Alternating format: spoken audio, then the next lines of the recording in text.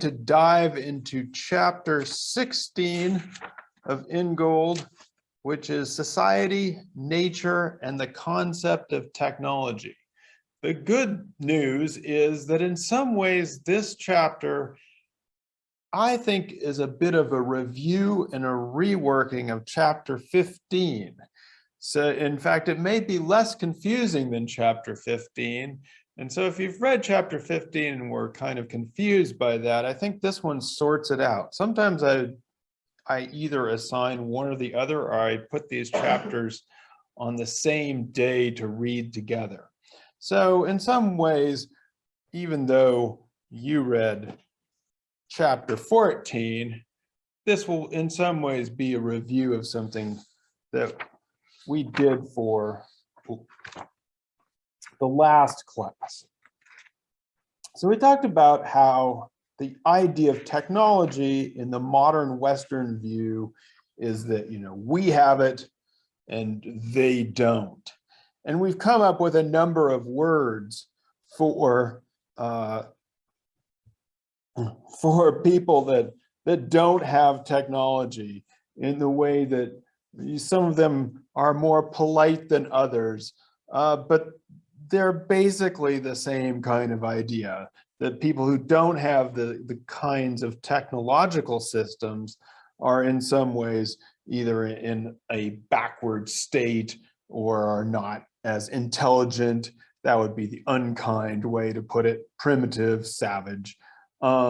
Underdeveloped is a kind of, that's when people start talking about, that's perhaps more polite, or traditional is perhaps the most polite thing you could say, but it's still, the idea that they're kind of trapped in whatever tools that they are using. And in fact, the idea of technology and the ways in which people are said to have technology is used to rank people from highest to lowest. It's taken to be the mark of being a civilized person. And a civilized society is simply, you look at the technology and you decide what level they are. Again, this is all in the modern Western view. And so in the view that emerged, as we talked about in the last 200 or 300 years, it's actually a reversal, or a quite different from what the Greeks had. Technology is its own thing, it's its own sphere, and it kind of it seems to evolve on its own. Every year now there's a new operating system, a new iPhone. It seems to just become more complicated as it goes along, and it is linked to a complex society in the modern Western view, but it has its own sphere. And so as Ingold puts it, society is considered to be the mode of association of rational beings. Nature, the external world of things as it appears to the reasoning subject, and technology, the means by which a rational understanding of the external world is turned to account for the benefit of society.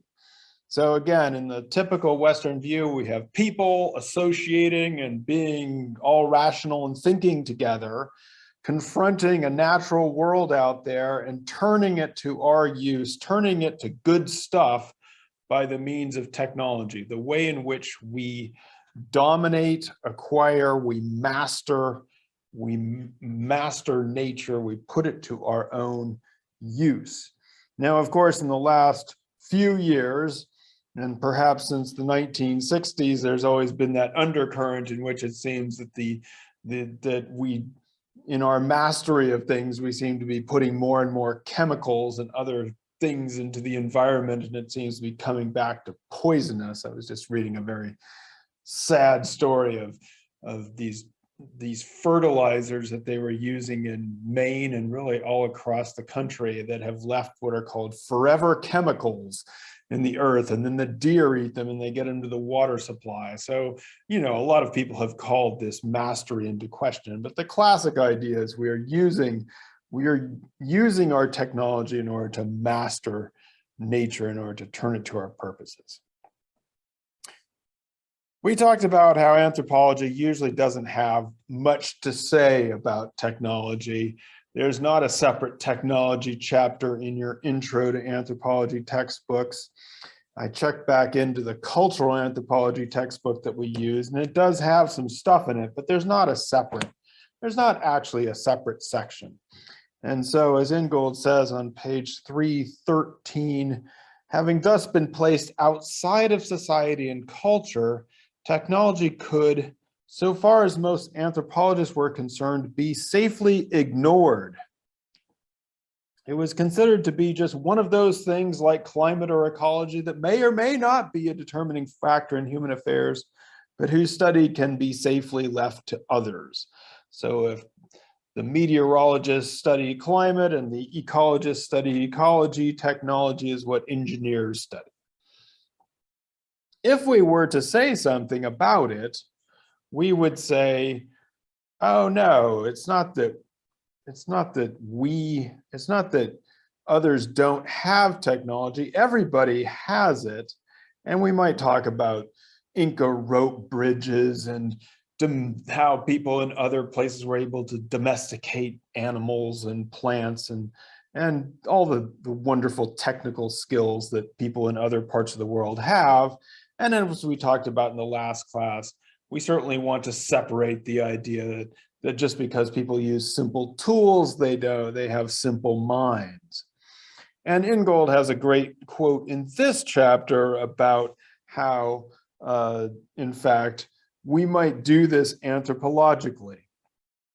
So that on page 313, if Westerners belittle Australian Aborigines, I assume, Australian Aborigines on account of the simplicity of their technology, Aborigines are equally entitled to belittle Westerners on account of their primitive notions of kinship. So the Australian Aborigines famously have a very complex notion of kinship and all the different ways in which people are named and have relationships.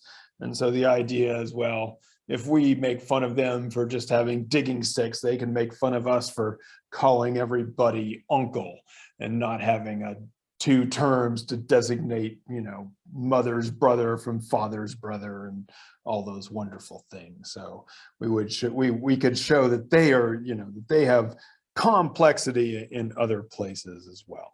And we've done that. I mean, people do that with languages. I just did that in intro. I think I showed this to you in cultural as well, the film where an Australian Aborigine is able to orient themselves because they speak a language in which you're always saying, whenever you say hello, you have to say where you're going, and it has to be in a cardinal direction. And so you always know where you are. And so see, we're dumb because we never know where we are. Ingold says about this, though, in a sentence that I think is maybe worth the price of the Ingold book, maybe all by itself. Two views that are diametrically opposed often turn out to be so because they're based on common premises, which is basically this idea, which we've been talking about in some ways through the whole course, that there's this Western view over here, and then anthropology is fighting it. It's diametrically opposed to it. It's opposing the idea of hierarchy to that of relativism. And so what Ingold is saying is that there are common premises underlying this idea, which enables these two sides to have a debate. And this is why in my own classes, I really shy away from setting up two sides of the room, in part because we don't have two sides. But if we had two sides, there are some professors, if you've ever been made to do this, Gabe, or you set up and you take two sides and you go after each other in a debate of, common tactic, right? Common tactic to have people do is debate each other. And the reason I shy away from that is because I think in some ways we can see this on television. if we just, go to the split screen of the nightly news, we can see people taking two sides of a debate and fighting it out. But I think the purpose of college, or one of the purposes of colleges, is not to replicate these debates, which we can see in our society, but to uncover the premises that make these debates possible. Why is it that people can be so diametrically opposed anyway? In the case of technology, what Ingold is saying is that both sides, both anthropology and the modern Western idea, assume that technology can have a scale, that it can be ranked from simple to complex. So that's one common assumption. And the other common assumption is that society and technology are two separate spheres, that they actually evolve on their own, or don't have, or they may have something to do with each other, but they each work on their own. And so Ingold goes into, in this chapter, as he did in the last chapter, well, what is technology? And in the last chapter, we talked about how in some ways it's very difficult. A lot of people have made a lot of effort to try and define technology. And there's a range of different possibilities and a range of things that people have said about it. And that is even difficult to come up with a firm dividing line between something like a tool or a machine. And so in the last class, we talked mostly about how confusing it is to set these definitions up and to even figure out what they are. In this chapter, though, I think Ingold helps us out, because what I think he's saying is that when we talk about technology, we're using an abstraction. We're making a word to fit a selection of stuff that we find out there. So stuff that we find out there are some things in the world, and some techniques or some ways that which people use them. And then we use this term technology to describe that. And so technology is actually a claim that we make about this stuff that we find in the world. So this is on page 312. He's citing Eric Wolf on the concept of society. If we want to know what words like nature and technology mean, then rather than seeking some delimited set of phenomena in the world, as though one could point to them and say, there, that's nature, or that's technology, we should be trying to discover what sorts of claims are being made with these words and whether they are justified. So when we say something is in nature or in technology, we're making a claim about those things. We're abstracting from them. And an example might be that of, or an example is, or another way to think about this is the idea of a tool. This was on page 319. In itself, of course, the tool is nothing. Being a tool is not at all the same as being a stone or being a piece of wood.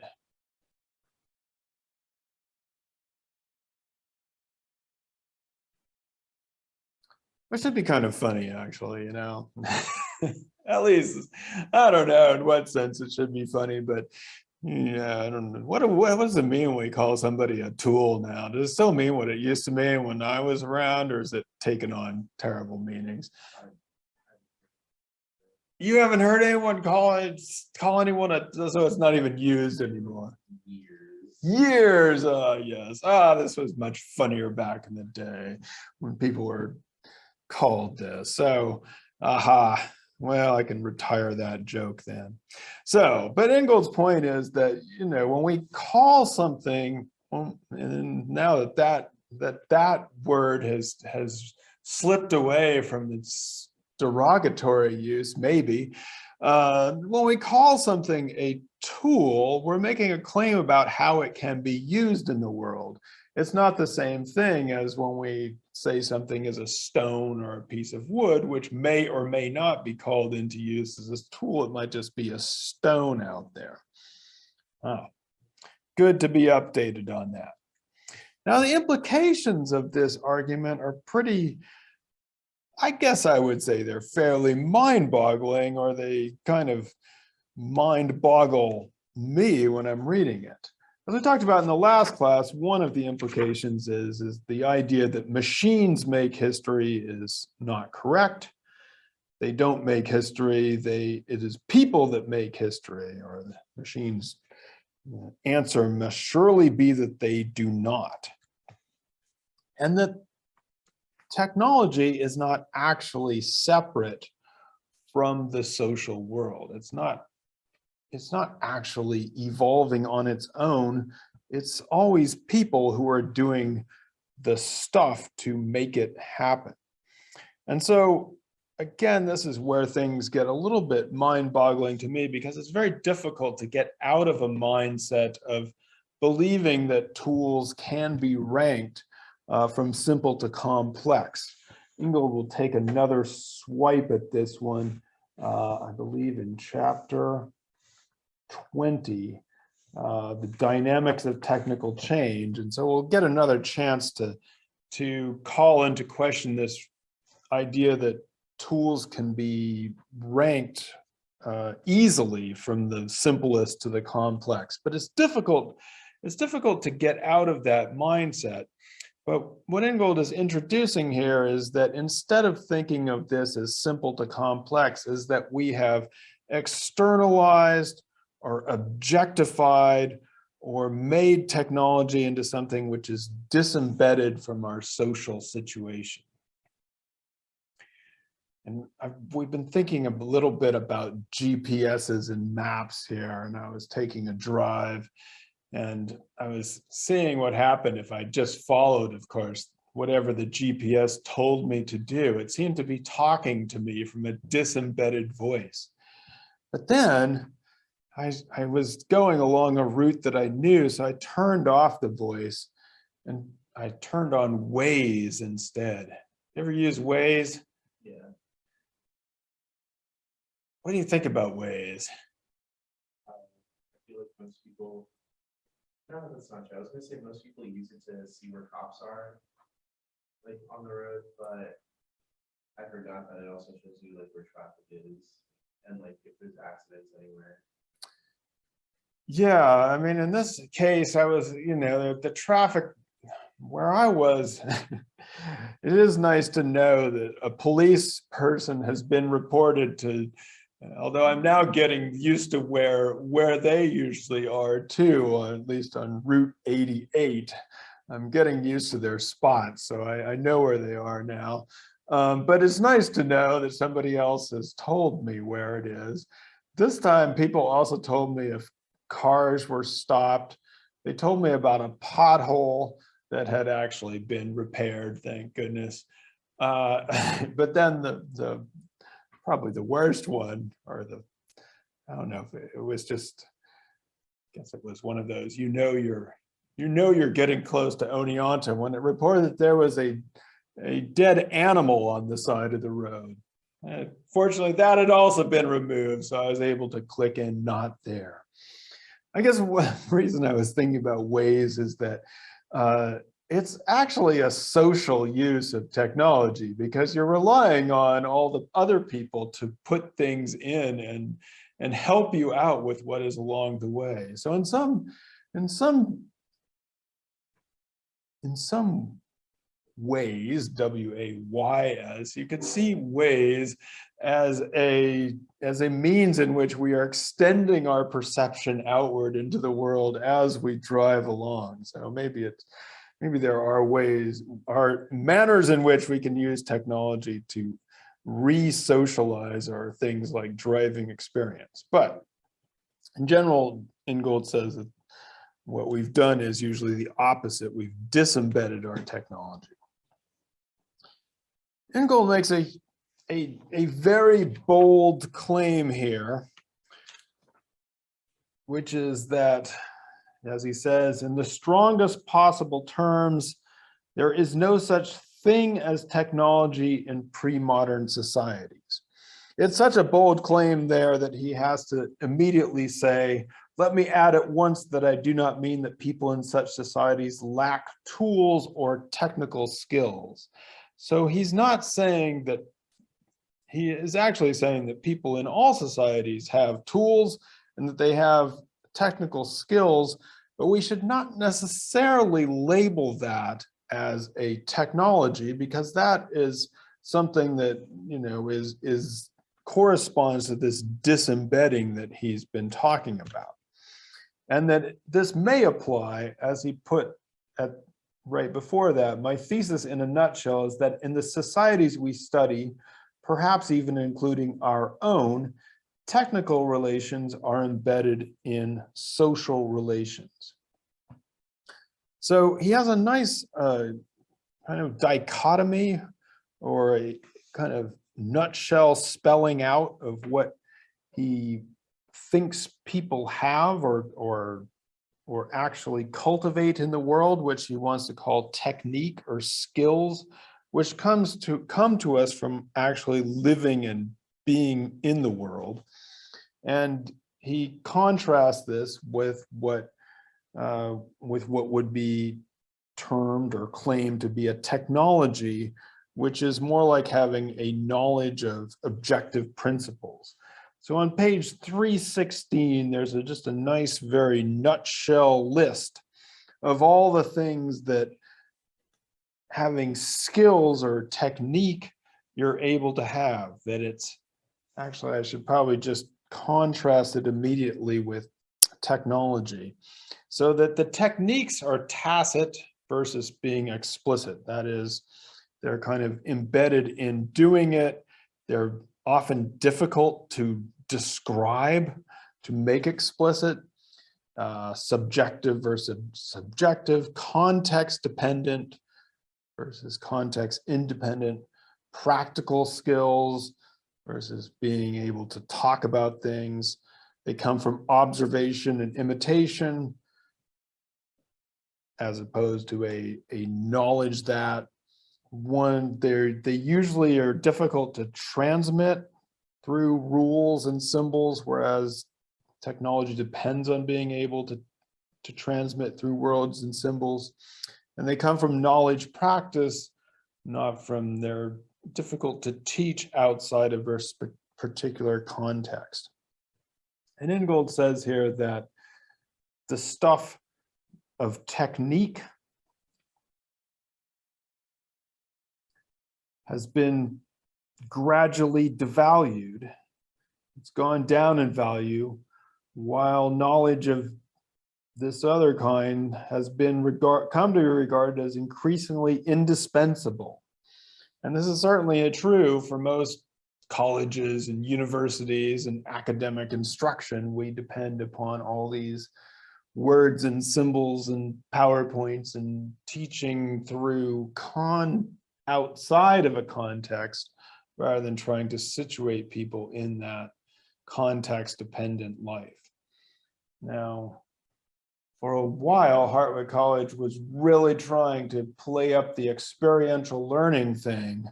So we were trying to be all embedded in experience. I'm not sure. We still doing that, Gabe? Still feel like we advertise that? I think only for J-term and Pine Lake. Only for J-term and Pine Lake. Yeah, it used to be we were all supposed to be doing that. Now I feel like we're doing something else. Flight path. Flight path seems to me to be going back to the taking flight on a, I don't know. If we're birds, we get to stay over here on this side, but if we're planes, we're on technology. At the end of this chapter, there are perhaps two, what one of my students once a long time ago, she used to be very down on Ingold. She's always criticizing him for having these ta-da moments, these moments that the curtain gets cued and, you know, the big hurrahs at the end. There are two big hurrahs. The first is on page 321, where he says that he's going to, my solution to the problem of whether technology lies on the side of nature or human society is simply to dispense with the dichotomy, and with it the concept of technology that is predicated on this dichotomy. So instead of having a dichotomy between nature and society, if you dispense with the dichotomy, then blah, the paradox then promptly disappears. And then he goes on to talk about how we have human beings in their world and using tools and all this wonderful stuff. So he's dissolving the paradox. And then on page 322, we can't take the separation of technology and society for granted anymore. It is high time to restore technique to its rightful place alongside economy, politics, religion, and kinship as a proper object of social anthropological inquiry. So it's time to bring a technique chapter into Intro to Anthropology. Of course, Ingold wrote this, I want to say something like 25 years ago. I still don't see a technique chapter in my Intro to Anthropology textbook.